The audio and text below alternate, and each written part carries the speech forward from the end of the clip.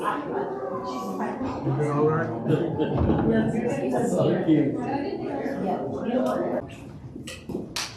We'll be looking at Luke chapter number 16 this morning, the parable of the unjust steward. And I want to say something rather obvious at the outset here, that this parable is about money. All right?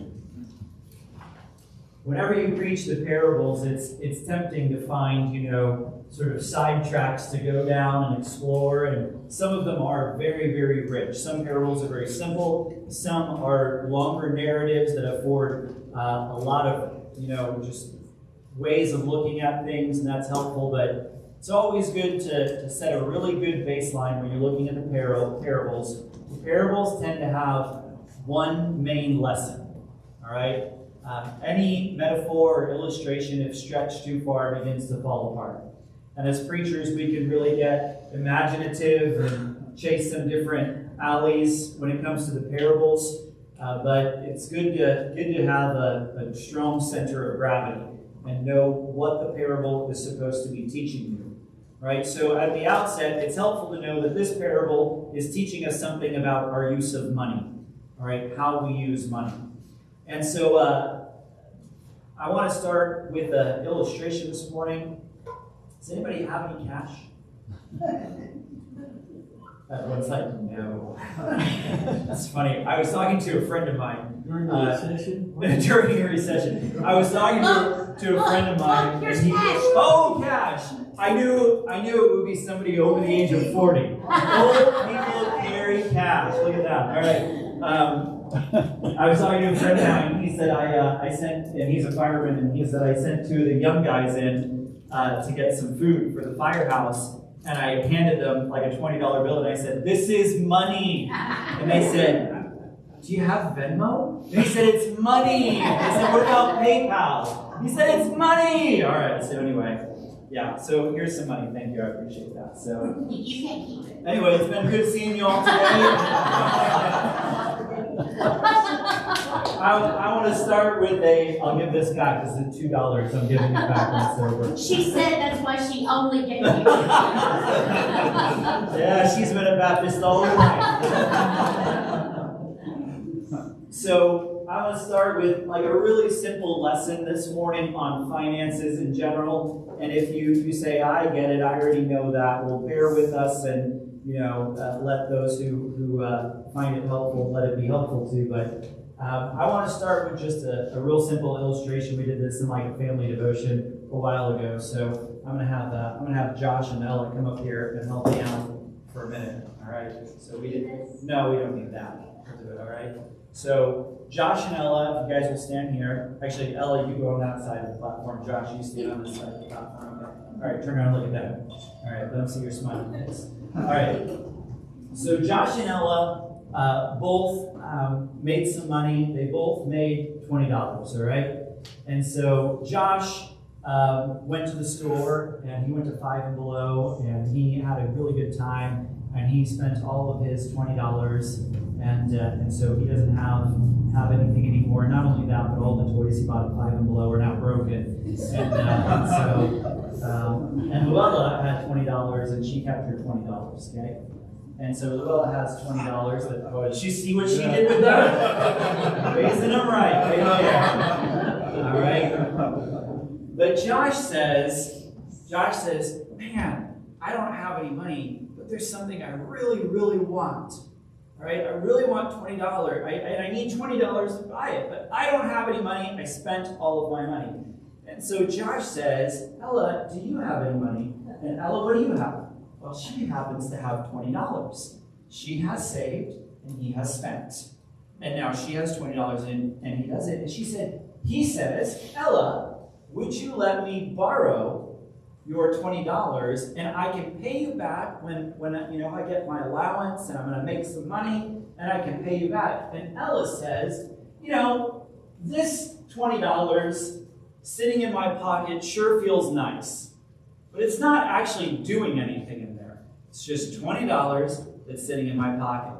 And so she says, "Sure, Josh, I'll lend you $20. But every month that you don't pay me back $20, you have to pay me an extra dollar.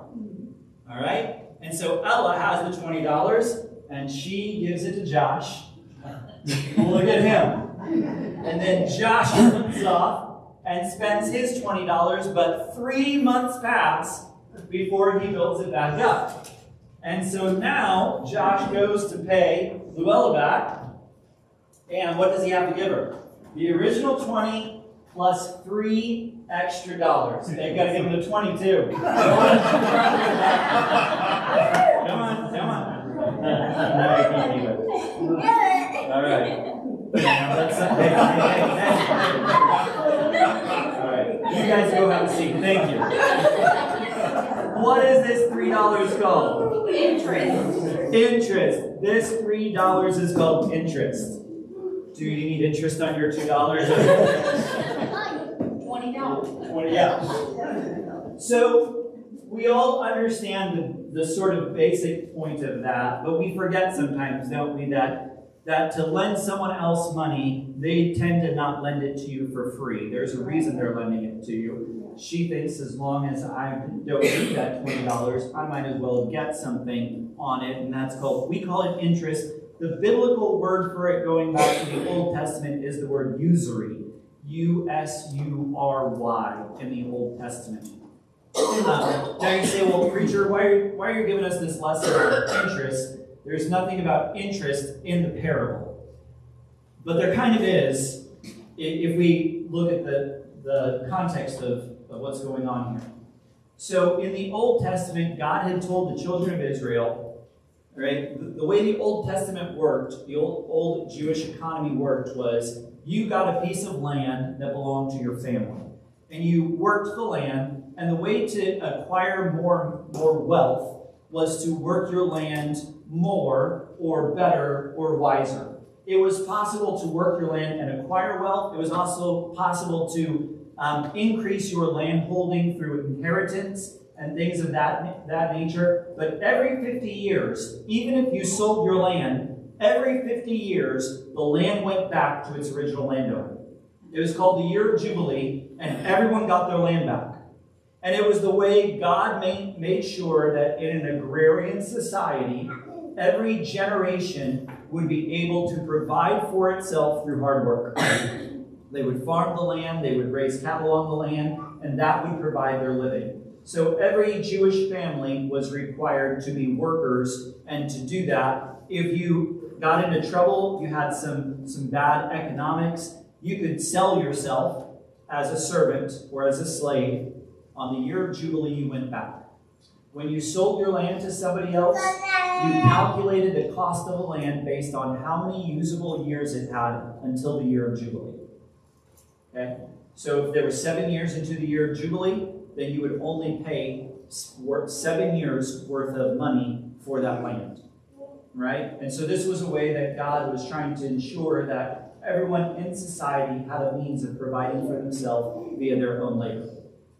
But if you got in a jam, right, your cattle died, right, your ox fell into a ditch and was injured, and you needed money, you could borrow money, but the person you borrowed from was not allowed to charge a fellow Israelite interest. It's part of the Old Testament law. If you wanted to loan someone money, you loaned them that money, but they paid you back just what you lent them. No interest. They were all interest-free loans. Now, an Israelite was allowed to charge interest to a foreigner. They were allowed to conduct foreign transactions that involved bank fees, right, or interest and things like that. You couldn't do it to a fellow Israelite. Okay? So that's the background of how the Jewish economy worked. When we get to the parable we have here, what we have are a few concepts we need to understand. First of all, in verse number 1 of chapter 16, it says, there was a certain rich man which had a steward. That word steward is not the word for slave, or not the word for servant. It's a specific word, oikonomos, and the steward was someone who had charge as a manager over that person's possessions. there's some really famous Old Testament examples of stewards. Abraham sent the steward of his house, Eliezer, to find a wife for his son. Joseph was a slave steward. Joseph was sold as a slave to Potiphar. But you remember that he was so blessed by God and so obviously competent at what he did that Potiphar put his entire trust in Joseph, and Joseph became the steward over Potiphar's house, meaning he had all authority to do transactions of any kind for Potiphar, which was a very high position to rise to as a slave and a foreign slave in Potiphar's house. So this man, though, we don't know whether he was purchased as a slave or whether he was simply a competent person that had been hired, or at least they thought he was competent. But this rich man most likely had multiple managers of different sorts. That would be common in those days. And someone has accused this guy, this steward, of wasting away his master's goods. In other words, he's been a poor steward of his master's goods. And so the master calls him, and he says to him in verse number 2, what is this I hear of you? Give an account of your stewardship. I'm not going to let you keep being a steward. You're wasting my money. You're wasting my goods.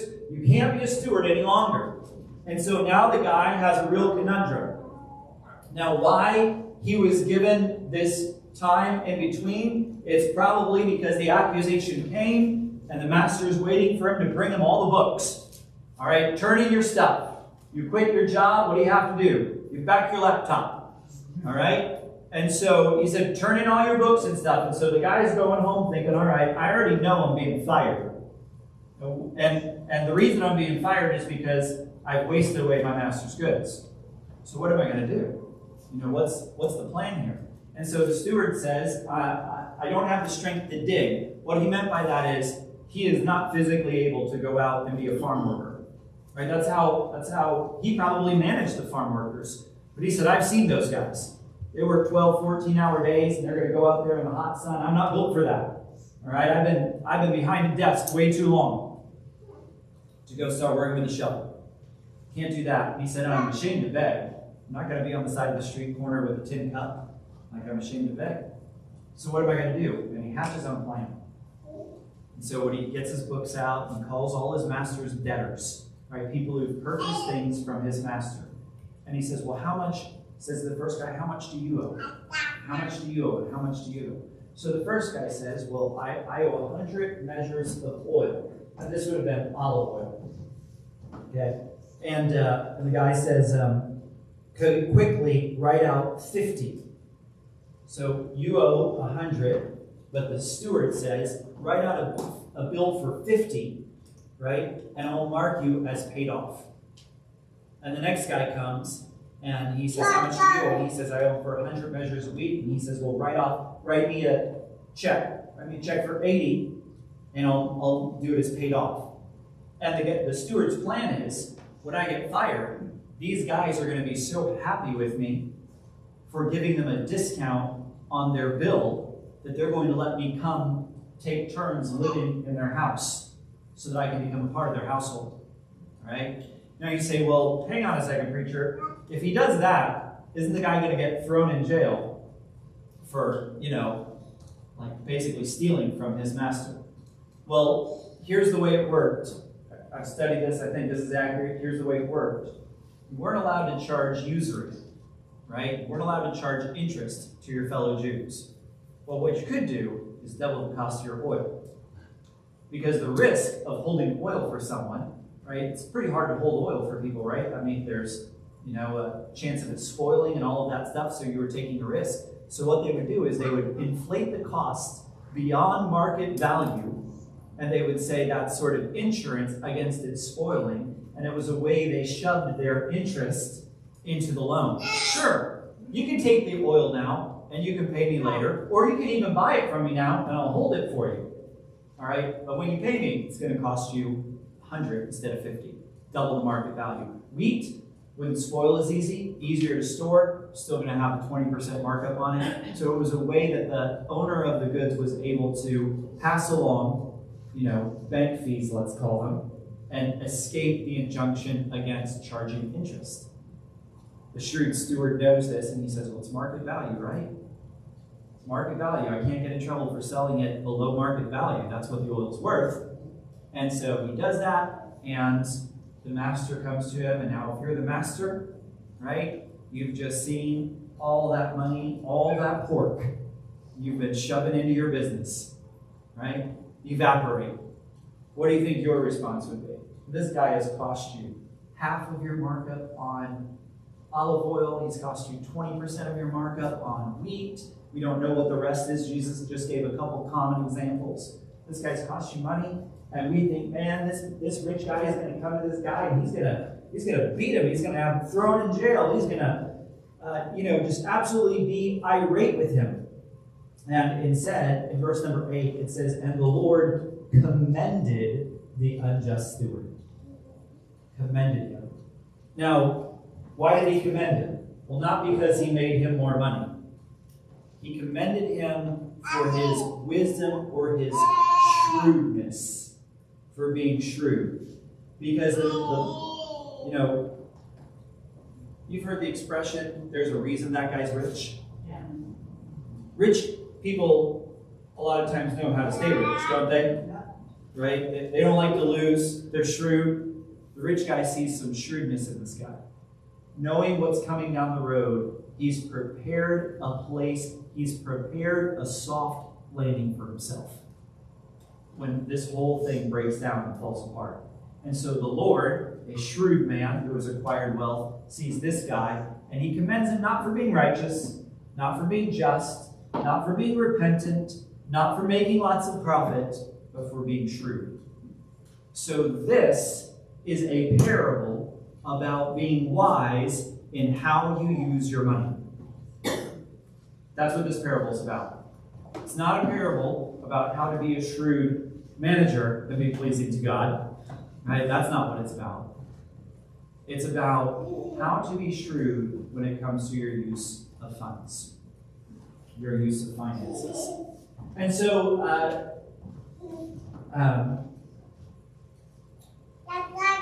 now, we won't do that this morning. So, we jump down to verses 9, down through verse number 13, and we have the sort of Jesus breaking it apart and explaining. He says, in verse number 9, I say unto you, make of yourselves, or make to yourselves, friends of the mammon of unrighteousness, that when you fail, they may receive you into everlasting habitations.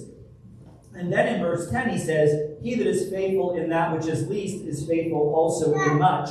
And he that is unjust or wicked in the least is unjust or wicked also in much. And then in verse number 11 he says, if you've not been faithful in the unrighteous mammon, who will commit to your trust of the true riches? And in verse number 12 he says, and if you have not been faithful in that which is another man's, who shall give you that which is your own? So there's 4 different things he draws, conclusions that he draws from this.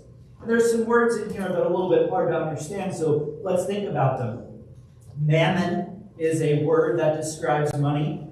And when it says mammon of unrighteousness, it wouldn't have meant necessarily money gained by wicked means. It would just simply be describing money as something that it tends to be or promote unrighteousness. All right? The mammon of unrighteousness, and this is contrasting with what he calls true riches. All right? And he's going to argue in each one of these verses from the lesser to the greater. If this is the case in the lesser thing, how much more is it the case in the greater thing? Jesus uses arguments like this in other places, like, if you, being evil, know how to give your children good things, how much more your Father in heaven will give good things to those children who ask of him. You see how that's arguing from the lesser to the greater. What is the lesser? The lesser is money. That's the lesser. And that right there is a problem for many of us, isn't it? Considering money to be the lesser thing that we have to give an account of. All right? But in each one of these verses and in each one of these cases, Jesus says money is the earthly thing, the lesser thing. And he says, for example, in verse number 12, he says, if you haven't been faithful, verse number 11, if you've not been faithful in unrighteous mammon, who's going to commit to your trust true riches? If you've not been faithful, verse number 10, if you've not been faithful in the little thing of money, how can we trust you to be faithful with the greater things, the true things? Right? So how you use your money, Jesus says, is going to be a determination of whether you are a trustworthy person for greater things. For greater things. All right? Verse number 9 may be the hardest one to understand. And I say unto you, make to yourself friends of the mammon of unrighteousness, that when you fail, they may receive you into everlasting habitations. Because he makes a jump halfway through that verse. Okay? He starts with money, but then he gets to the everlasting habitations. All right?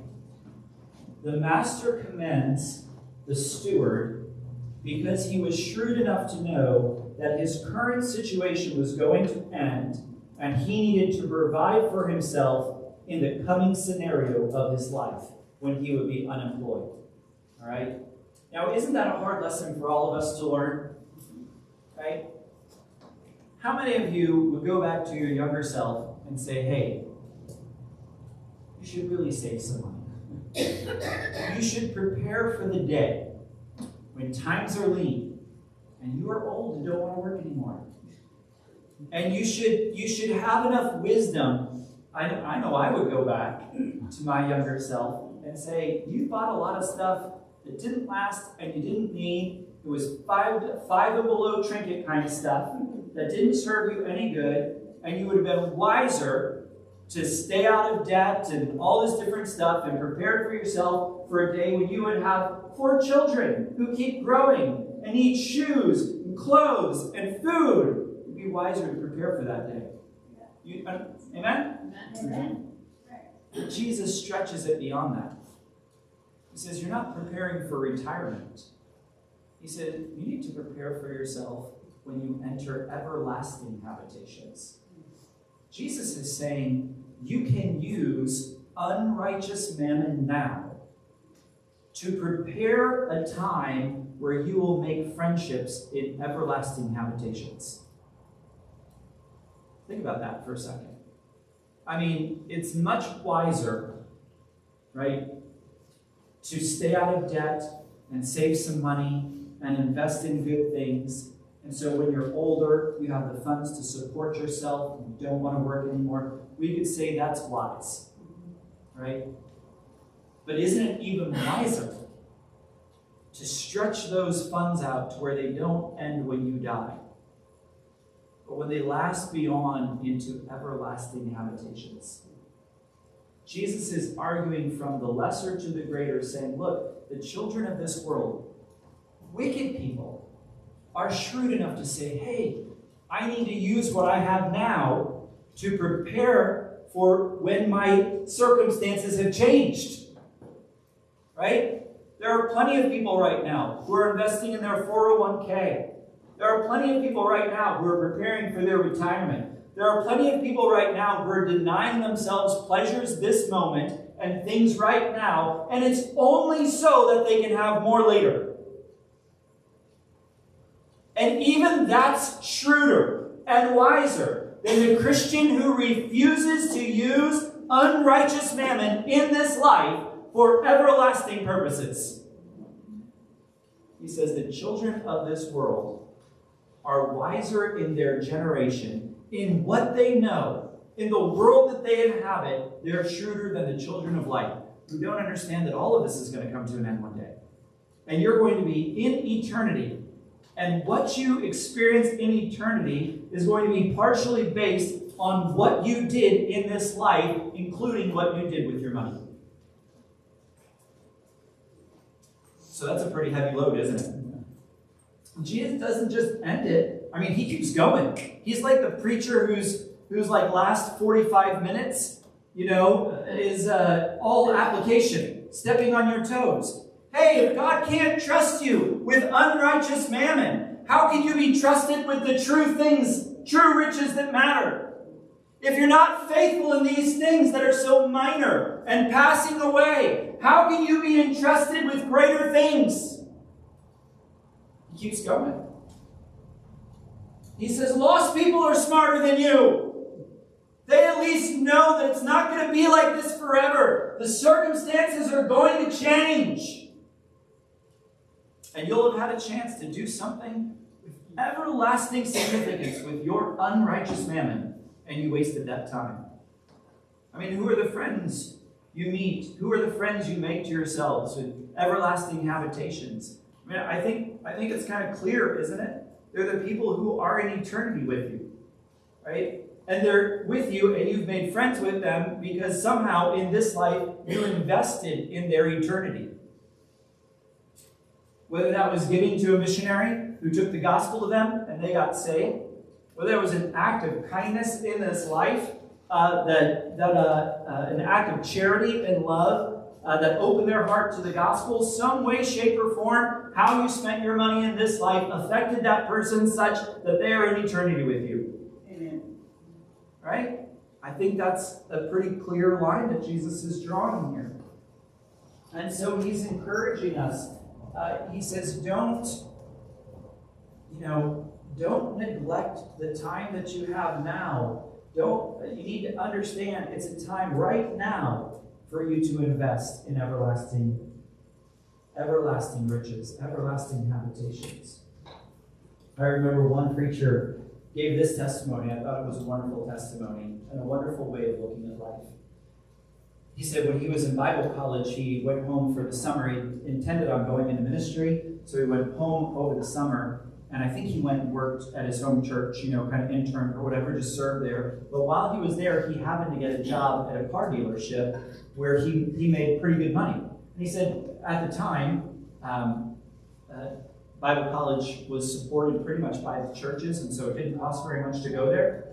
He said, I already had all my college tuition paid, had the dorm fees and the cafeteria fees paid. I didn't really need a lot to live on because I was living at home. And I realized for the first time in my life, I could give God 90% of what I made and keep 10 instead of giving God 10% and keeping 90. And so for that whole summer, he took 90% of his paycheck and he gave it to the Lord. He said, just because I realized I'd probably never be able to do that again. Well, he was a man who looked at his current scenario and said, hey, this is a time for me to invest. This is a time for me to invest. And you say, preacher, this seems really direct and kind of harsh and, really pointed. Are you sure Jesus is really getting at that? Are you sure Jesus is telling us that we should be smart enough and wise enough to use our money now for everlasting purposes? Is it that cut and dry? Look at verse number 13. The topic has not changed. No servant can serve two masters. For either he will hate the one and love the other, or else he will hold to the one and despise the other. You say, what does that have to do with money? Read the last sentence. You cannot serve God and mammon. He's not changed the subject. He's still in your pocketbook. He's still in your wallet. He's still talking about your heart's connection to your money. Now, we talked about Joseph earlier and how he was sold as a slave and how he rose up to be a steward in the house of Potiphar. Well, imagine Potiphar going down to the slave market and seeing Joseph there. I bet Joseph would have stood out above all the other slaves. He'd been, raised in a home that was relatively wealthy. He didn't look like your average slave. He didn't look beat up. He didn't look sickly. Not only Joseph had been himself already at that point in his life given responsibility. When Potiphar looked at Joseph, I bet he said, man, just looking at that guy, I can tell he's not your average slave. Right? There's something different about this guy. And so Potiphar begins to put down his money. Right? Slave auction, he's bidding. Well, then someone else comes along and says, well, he's bidding Joseph up. He's bidding that guy up. That looks pretty good. That guy looks pretty good to me too. And before you know it, Potiphar and this other guy have gotten into a bidding war over Joseph. And so the auctioneer finally says, hey, you know what? This has gone on long enough. Joseph, you now belong to both these guys. You're both their slaves. Okay. So Joseph says, all right, what am I supposed to do with that, right? He goes to Potiphar's house, and the next thing you know, bang, bang, bang on the door. Hey, I need you. There's tasks to do at my house. So you run back over there, bang, bang, bang on the door. Hey, I need you. I need you. You got to get back over. Potiphar says, Jesus said, can you imagine a slave trying to serve two masters? That's what some of you are doing. You want your stuff, and you want to serve God, and you can't. You have to make a choice. You have to make a choice. You can only serve one master. We are a wealthy nation. We are a wealthy people. I'm just telling you, this is the time in your life when you get to use something like unrighteous mammon for eternal good. And when you die, that time will be past. You came to me and you said, one of these students comes to me, this young guy here comes to me and says, Pastor, I really need you to pray for me. I've got a math test. I say, okay, when's your math test, buddy? It was last Friday. I'd say, hey, buddy, it's too late to pray. The time to prepare was last week. The time for prayer is gone. You're just going to have to live with whatever you get. Can I tell you something? When your life is over, the time is gone. You got to live with what you've done. You've got to live with what you've invested in. And that's it. You don't get another chance. You don't get to say, hey, send me back for 10 more years. I see now what I could have done. I see now what it could have been like. It's over. It's finished. This is it. This is your time to do something good with the funds you bring. So I'm going to give you 3 simple things I think every Christian could do to invest in the kingdom, okay? 3 simple things. You ready? Number 1, avoid debt.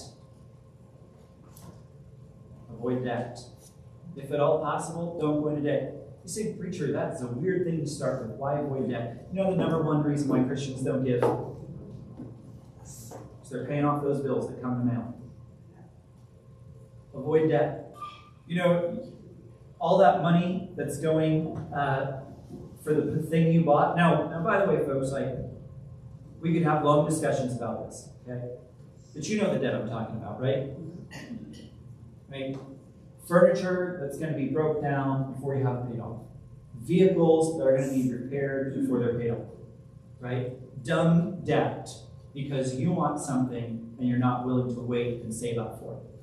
Avoid debt. We ought to help our kids learn how to live without debt from a young age. They've got to be taught. They need help. We need to keep them out of bad decisions. I've gone to car dealerships with kids who haven't had an adult knows how to do stuff. And I can tell you, I've said no to the salesman on their behalf before. That's not right for this young person. They cannot afford this. You will not sell them this car. I remember years ago I went with one young lady, and the car salesman stuck out his hand to shake her hand after he talked about a deal, and I swatted it away. I was like, no! I don't think so! And he got mad. I was like, I don't care if you get mad or not. You're not selling that car to her. Right? We need to keep our kids out of debt. We need to stay out of debt. All that interest is going to this world. That's all money that's tied up in this world. When you don't have debt, you have money every month, you can give. Right? If you want, and there's nothing wrong with having stuff, by the way. I'd love to talk to you about wealth. I wish Christians had more wealth. But one reason we don't have more wealth is because we are tied up in stupid debt. So we need to stay out of it. So number 1, avoid debt. Number 2, tithe. Tithe. You say, what is that, preacher? That's giving 10% of your income to the Lord. And you say, is that what Christians are supposed to do in the New Testament? No, Christians are supposed to do a lot more than that. That's what they did under the Old Testament law. They tithed. Right? I think tithe is a great place to start. Now, I've thought about this issue for a long time, and I've prayed about it. And if you were to really pin me down and say, preacher, is tithing a New Testament practice? I would say, I believe giving by grace is a New Testament practice. But here's the functional problem I have with it. If you give by grace, it seems to me it ought to be more than what they gave under the law. And yet, if you were to break down those who give by tithe and those who give by grace, it seems like those who give by tithe give more and give more regularly. So the theology I have is give under grace, right? But functionally, I think you got to start somewhere, and it's a good place to start, and it's a good practice to keep.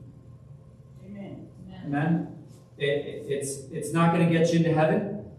Tithing won't get you into heaven, right? Tithing is not going to. It's just a good practice to have. Just give God 10% of what you have. All right? And I got started as a kid when I got birthday money. That's where I learned to tithe. When I got birthday money, I tithed off of it. My parents taught me how to do the math. And when I went to church, if I got $5, I gave 50 cents to the Lord. Now, I don't actually believe theologically you have to tithe off of birthday money. But I'm glad I was taught how to tithe. It was the only money I got, and so it taught me. And so when I got a job and when I started making money every month, I tithed off of it. Now, one of the problems we are going to have in the church, I'm really meddling now, okay? I'm going to go ahead and say it once the film goes off. Tell them to tithe. God has told me if I take this call to, all right.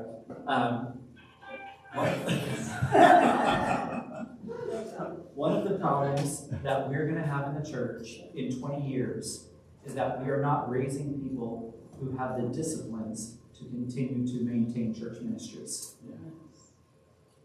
Right? Yeah. It's a problem we're going to have. Because where do those people learn it? Well, they tend to learn it growing up. The habits that get in you when you're a kid tend to be the habits who stay with you. So if your kids have a job, they should be tithing. That's right. If they don't do it now, you really think it's going to be easier in 5 or 10 years? No. It's not going to be any easier. They need to learn how to give to the church off of that. Teach them how to do that. And along with that, teach them to do all the other stuff. How are we going to have a prayer meeting if we don't bring kids to prayer meeting? Who's going to have it in 20 years? We are discipling children. We're always discipling children. We're either discipling them to come to church and make it a priority, or we're discipling them not to. No child is undiscipled. And if you won't disciple them to be Christians, the world will disciple them to be worldlings. That's right. And you talk about a limited time to do it. You don't get it back. So this thing about tithing is really simple. It's really easy, and everyone can understand it. You just look at the check before the government took its portion out. And you multiply that times 0.1, and you give that to the church, and you do it before you do anything else. Can I just let that sink in a second? Amen. Before you pay any other bill, you give to God. That's right. Because how in the world are you going to go to God and say, God, I really need your help. I'm in a financial mess. Could you help me out with this? And God's going to say, well, you haven't followed my instructions. No wonder you're in a mess. That's right. Not giving to God does not get you in a financial mess. Not giving to God will not get you out of a financial mess. It's the way it works. You say, man, preacher, you are just hammering it today. It's like, this is a tough parable. Yeah. Jesus says you can't serve God and money. So number one, stay out of debt. I know it's hard. I know there's medical bills. I know things break. But whatever you can do to stay out of debt, you stretch that dollar, you do whatever you can. You stay out of debt, you teach your kids to do the same. Number two, you tithe. You give to God, you give regularly, you give faithfully. Number three, you give to missions. You give to missions. Say, man, you are just independent Baptisting it up today. I am. You say, why, preacher? If I'm already tithing, why give to missions on top of that? And I understand it. Like, I understand 10% is a stretch for a lot of people. I understand they think it's hard. But I really think that the tithe goes to support local ministry, and missions goes to support those who are taking the gospel other places. And I'd like there to be a functional distinction between those two things. When you give to a missionary, Jesus said, where your treasure is, there will your heart be also. When you give to missionaries, you tend to care about what's going on with those missionaries. And what they're doing with the funds and how the gospel's going out. You get to love those missionaries. You know, when you say, like this Helen gets to say, we've supported the Basils for 48 years at Immanuel Baptist Church. You know, the Basils mean something to our church. You know, the dollar amount we've given to the Basils over the years may not be the most significant out of all the churches that have given to them. But you know, it's not just the dollar amount. It's the faithful representation of our ministry in theirs. It's the giving of the Christmas gifts and seeing them distributed. It's all of those things add up to where you care about that. So when I bring a missionary before you and I say, we want to take on this missionary, when Jeremy comes next week and I say we need to take on this missionary, I don't want you to just give some money. I want you to give your heart to this guy. Amen. And you give your heart to this guy by starting to give him money. That's the way it works. Where your treasure is, there will your heart be also. I didn't say that. That's not a Baptist maxim. Jesus said that.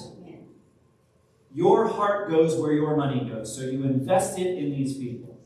And I don't want to start missionaries off at $10 or $20. I want to start missionaries off at $200. You say, why, preacher? Well, you've been to the grocery store. You know why. Right? These guys need bigger chunks of money than they used to need. You know, which we can do if we give to missions. We can do it. I'll give you my missions giving story. Okay? Here's where I started. When I was 12 years old, we had a church of probably 12 or 14 Japanese there in Japan at the time. Okay? So I was about 12 years old, and I made money teaching English. All right? So even at 12 or 13, I started little English classes. Always entrepreneurial. All right? And so I would get the circle, and there was a lady in our church who taught English classes, and I asked her, how much should I charge for English classes, okay? And she told me, you know, 4 hours a month, 1 hour every week, and then if you want to do the 5th week, you can. And she said, and my rule is for 1 hour of teaching, whether it's one person or whether it's 10 people, she said, I charge for the month, and I collect in advance 20,000 yen, which roughly in today's dollars would be about $200. So you made $50 an hour teaching English. Yes, it was a good gig for a 12-year-old. All right?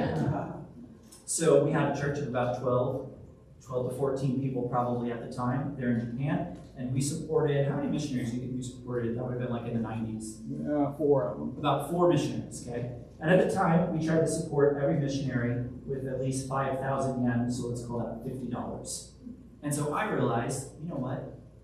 I can support a missionary on my own. As a 12-year-old boy, I could give enough to support one missionary on my own. And so at 12 years old, I decided I'm going to support a missionary for our church so that our church can take on another missionary. And I've continued that practice all of my life. I've always given enough to missions to account for one complete gift to a missionary from our church on a monthly basis. I can do at least that. I can do at least that. It's possible. And I decided that at 12 years old. And I'm not saying that to brag, you know. I'm just saying it's possible. It's possible. When you determine to use your money for the Lord, when you determine to do something good with it, and you make that a priority, it tends to happen. It tends to happen. And then that continues on, and it passes from generation to generation, and whole cultures get involved. You say, what do you mean whole cultures? Whole church cultures become giving churches. Yeah. Who say, hey, we're just going to make it a priority to give to things that are going to outlast our bodies. We're going to give to things that we will get to enjoy in all of eternity. And that's why we're promoting Missions Month. That's why on your envelope, there's church, there's missions, your special offering. And every month, I encourage you, if all you can do is $5, put $5 in the missions work. And give something to those missionaries. Whatever you can afford to do, you do that, and it adds up, and it makes a difference in you. That's 3 ways you can use your unrighteous money for everlasting purposes. And that's gospel money. Would you bow your heads with me today? Lord, I love you. I know this was a real straightforward, direct